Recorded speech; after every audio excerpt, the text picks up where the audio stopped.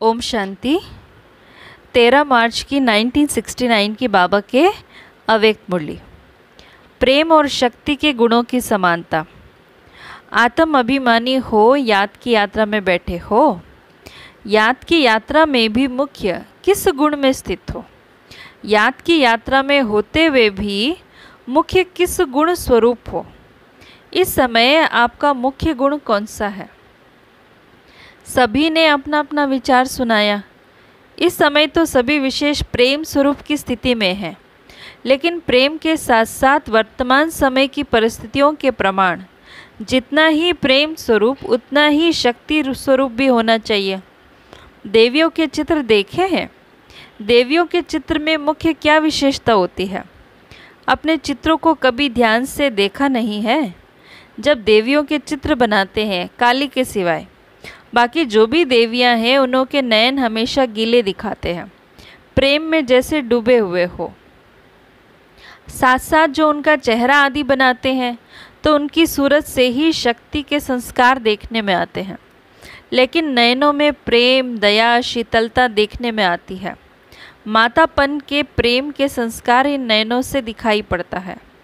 उनके ठहरने का, बैठने का ढंग व सवारी अस्त्र शस्त्र दिखाते हैं, वह शक्ति रूप प्रकट करता है।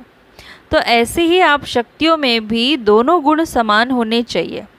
जितना शक्ति स्वरूप उतना ही प्रेम स्वरूप। अभी तक दोनों नहीं है, कभी प्रेम की लहर में कभी शक्ति रूप में स्थित होते हो। दोनों ही साथ और समान रहे, यह है शक्तिपन की अंतिम संपूर्णता की निशानी।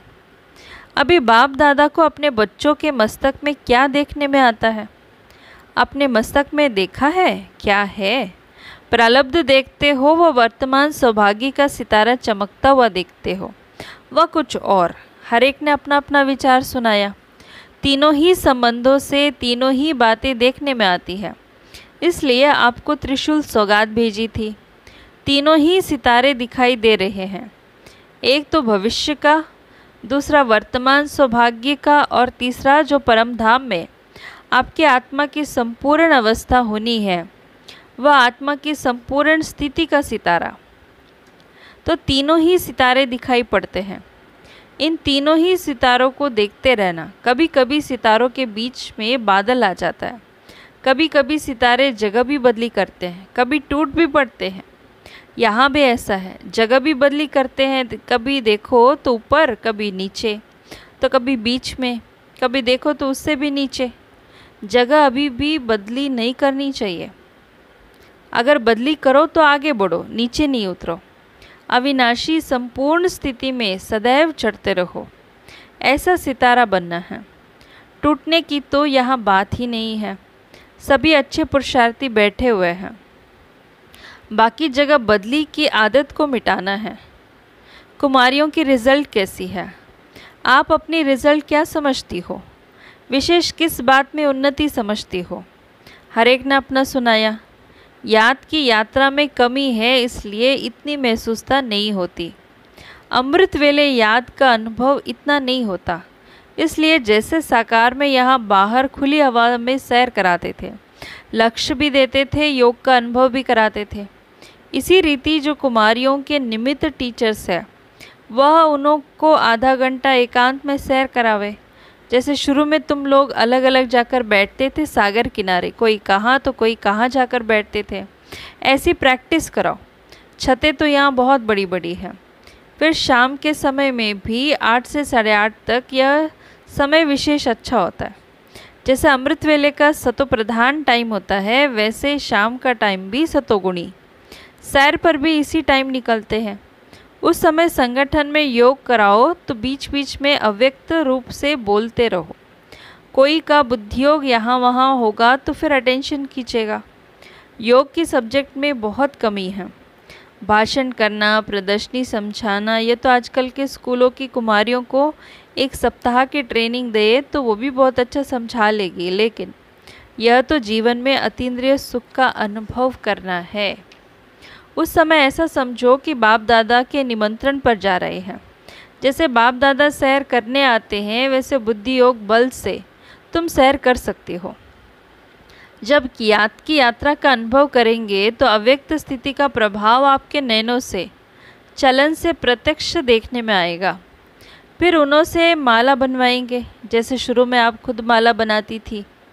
तो इस ग्रुप को उमंग उत्साह अच्छा है। बाकी एक बात खास ध्यान में रखनी है, एक दो के संस्कारों को जान के, एक दो के स्नेह में एक दो से बिल्कुल मिलजुल कर रहना है।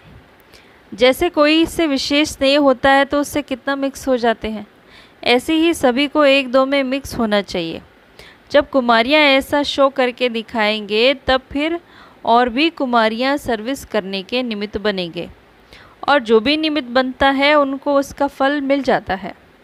आप शोकेस हो अनेक कुमारियों को उमंग उत्साह और उन्नति में लाने की। जितनी ही उमंग उत्साह से साकार निराकार दोनों मिलकर यह प्रोग्राम बनाया है, उतनी ही उसका उजूरा दिखाना है। कई कुमारियों की उन्नति के निमित्त बन सकती हो, अपने हमजिन्स को गिराने से बचा सकती हो। कुमारियों के साथ तो बाप दादा का काफ़ी स्नेह भी है, क्योंकि बाप दादा भी परम पवित्र और कुमारियाँ भी पवित्र, तो पवित्रता को खींचती है। वर्तमान समय मुख्य विशेषता यही चाहिए। हर एक महारथी का फर्ज है कि अपना गुण औरों में भरना।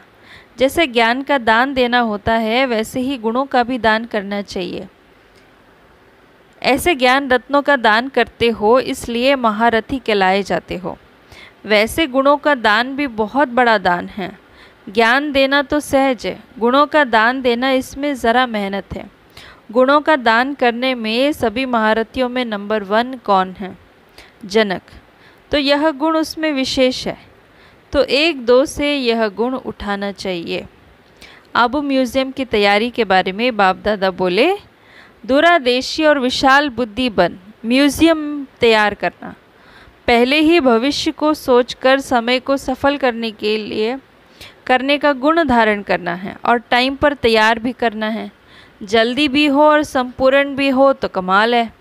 अगर कोई भी कमी रही तो उस कमी की तरफ सभी की नज़र जाएगी। ऐसी कमी ना हो, सभी के मुख से कमाल है ऐसा निकलना चाहिए। सारा दैवी परिवार आपका चेहरा म्यूज़ियम के दर्पण में देखेंगे। अच्छा, ओम शांति।